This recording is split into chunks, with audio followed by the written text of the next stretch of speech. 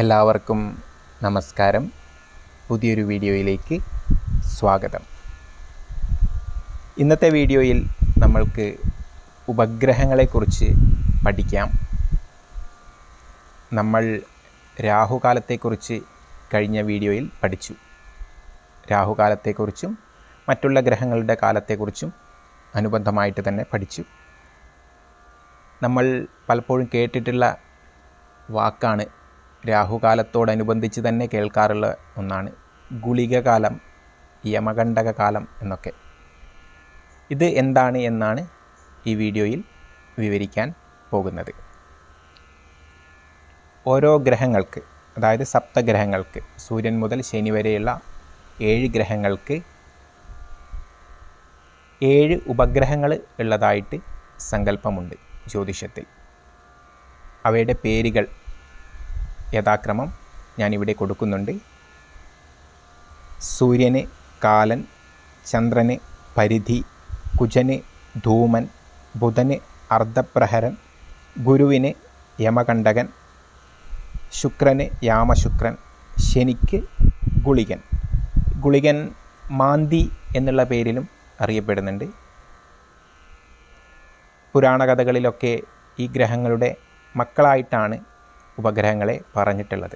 ശനിയുടെ പുത്രനാണ് ഗുളികൻ അല്ലെങ്കിൽ മാന്തി എന്ന് പറയുന്നത്.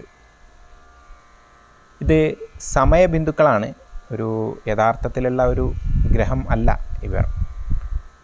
സമയബിന്ദുക്കളായിട്ടാണ് ജ്യോതിഷത്തിൽ ഇവയെ പരിഗണിച്ചിരിക്കുന്നത്.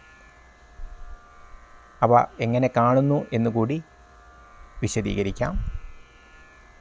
ഒരു ദിവസത്തിൽ പകലും രാത്രിയുമായിട്ട് ഉപഗ്രഹങ്ങൾക്ക് കാലങ്ങളുണ്ട്. പകലിനെ, അതായത് ദിനമാനത്തെ നമ്മൾ 8 ഹരിച്ചു കഴിഞ്ഞാൽ, 8 കൊണ്ട് ഹരിച്ചു കഴിഞ്ഞാൽ 1.5 മണിക്കൂറുള്ള 8 ഭാഗങ്ങൾ നമ്മൾക്ക് കിട്ടും. നേരത്തെ പറഞ്ഞ രാഹുകാലത്തോ പോലെ തന്നെയാണ് ഇവിടെയും ക്രിയകളൊക്കെ ചെയ്യേണ്ടത്. അതുപോലെ രാത്രിമാനത്തെ 8 കൊണ്ട് ഹരിച്ചു കഴിഞ്ഞാൽ 1.5 മണിക്കൂർ ഏകദേശം ഉള്ള 8 ഭാഗങ്ങൾ നമ്മൾക്ക് ലഭിക്കും. ഇതാണ് ഇവിടെ ഒരു ഉപഗ്രഹത്തിൻ്റെ കാലയളവായിട്ട് നിശ്ചയിച്ചിരിക്കുന്നത്. 7 ഉപഗ്രഹ കാലം കഴിഞ്ഞാൽ ബാക്കി വരുന്ന ഒരു കാലമുണ്ടാകുമല്ലോ. അതായത് 8 വിഭജിക്കുമ്പോൾ 8 കാലങ്ങൾ കിട്ടും. പക്ഷേ ഇവിടെ 7 ഉപഗ്രഹങ്ങൾ മാത്രമേ ഉള്ളൂ. ആ ബാക്കി വരുന്ന 8ാമത്തെ കാലത്തിന് അധിപൻ ഉണ്ടായിരിക്കുകയില്ല. അതായത് യാതൊരു ഉപഗ്രഹവും അതിന് അധിപതിയായിരിക്കുകയില്ല. അധിപൻ ഇല്ലാത്ത കാലമായിട്ട് നമ്മളതിനെ പറയും.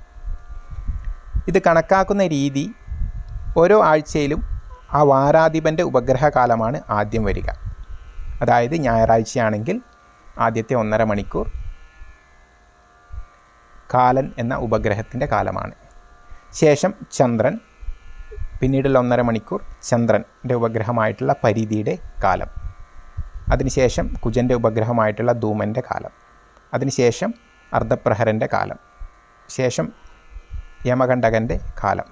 അതാണ് യമകണ്ഠക കാലം എന്ന് പറയുന്നത്. അതിനുശേഷം യാമശുക്രൻ്റെ കാലം.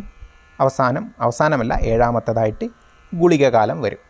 ഞായറാഴ്ച നിങ്ങൾ കലണ്ടറിൽ നോക്കിക്കഴിഞ്ഞാൽ മനസ്സിലാവും, 3 മണി തൊട്ട് 4:30 വരെയുള്ള കാലമാണ് ഗുളികകാലമായിട്ട് കാണുക.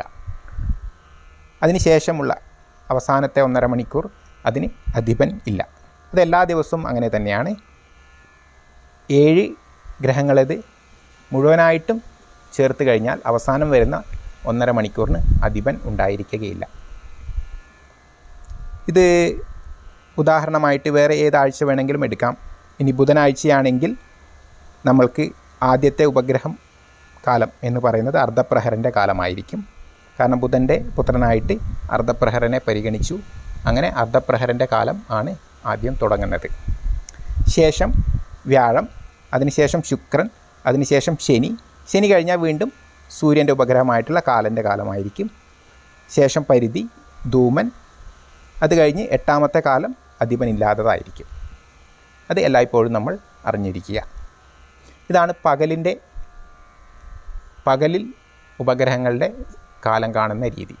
ഇനി രാത്രിയിൽ ഓരോ വാരത്തിൻ്റെയും 5ാമത്തെ വാരത്തിൻ്റെ അധിപൻ ആരാണോ ആ വാരത്തിൻ്റെ ഉപഗ്രഹ കാലം തൊട്ട് തുടങ്ങിയിട്ട് നമ്മൾക്ക് കണക്കാക്കാം. ഉദാഹരണത്തിന് ബുധനാഴ്ചയാണെങ്കിൽ ബുധൻ, വ്യാഴം, വെള്ളി, ശനി, ഞായർ, അഞ്ചാമത്തെ ദിവസമായിട്ട് വരുന്നത് ഞായറാഴ്ചയാണ്. അപ്പോൾ സൂര്യാസ്തമയത്തിന് ശേഷമുള്ള ആദ്യത്തെ ഉപഗ്രഹകാലം എന്ന് പറയുന്നത് കാലനായിരിക്കും. ശേഷം പരിധി, ധൂമൻ, അർദ്ധപ്രഹരൻ, യമകണ്ഠകൻ, യാമശുക്രൻ, ഗുളികൻ, അവസാനം വരുന്ന ഉദയത്തോട് അടുത്ത ദിവസത്തിൻ്റെ ഉദയത്തോട് വരുന്ന അവസാനത്തെ 1.5 മണിക്കൂർ കാലൻ അധിപനില്ലാത്ത കാലമായിരിക്കും. ഇങ്ങനെയാണ് നമ്മൾ രാത്രികാലങ്ങളിൽ അധിപനെ കാണുന്നത്, അതായത് ഉപഗ്രഹങ്ങളുടെ കാലത്തെ കാണുന്നത് എന്ന് പറയാം. ഇവിടെ ഗുളികോദയം അല്ലെങ്കിൽ മാന്തിയുടെ ഉദയമായിട്ട് പലരും പല രീതി പരിഗണിക്കാറുണ്ട്. ഗുളിക കാലത്തിൻ്റെ ആരംഭം ഗുളികോദയമായിട്ട് പരിഗണിക്കാറുണ്ട്, അല്ലെങ്കിൽ മാന്തിയുടെ ഉദയമായിട്ട് പരിഗണിക്കാറുണ്ട്. ചിലർ അതിനെ മധ്യത്തിലെടുത്തിട്ട്, അതായത് 1.5 മണിക്കൂർ ഗുളിക കാലം ഉണ്ടെങ്കിൽ ഏകദേശം 3/4 മണിക്കൂർ കഴിഞ്ഞ് അതിൻ്റെ മധ്യഭാഗത്ത് ഗുളികോദയം വെച്ച് കാണുന്ന പതിവും ഉണ്ട്. പല രീതിയിലും പലരും ഫോളോ ചെയ്യാറുണ്ട്.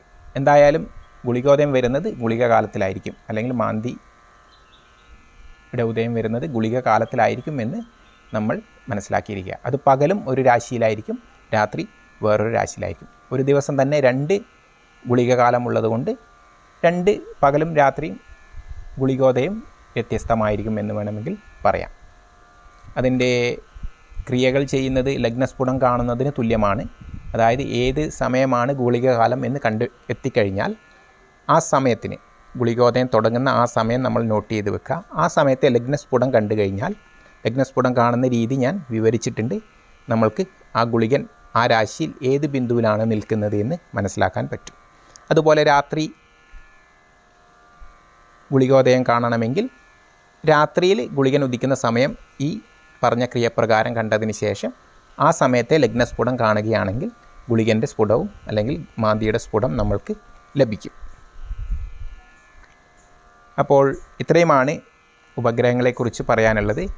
ഗുളികനെക്കുറിച്ച് ഫലഭാഗത്തിൽ ഒരുപാട് കാര്യങ്ങൾ പറയാനുണ്ട്. നമ്മളത് ഫലഭാഗത്തോട് മറ്റ് ഗ്രഹങ്ങളുടെ കൂടെ പറയുന്നതായിരിക്കും. ഇപ്പോൾ ഉപഗ്രഹങ്ങളുടെ കാലം, ഗുളിക കാലം, ഗുളികോദയം, ഈ വിഷയങ്ങൾ മാത്രം മനസ്സിലാക്കി വയ്ക്കുക. വീഡിയോ കണ്ട എല്ലാവർക്കും നന്ദി, നമസ്കാരം. പുതിയൊരു വീഡിയോയുമായിട്ട് നമ്മൾക്ക് അടുത്ത ദിവസം കാണാം.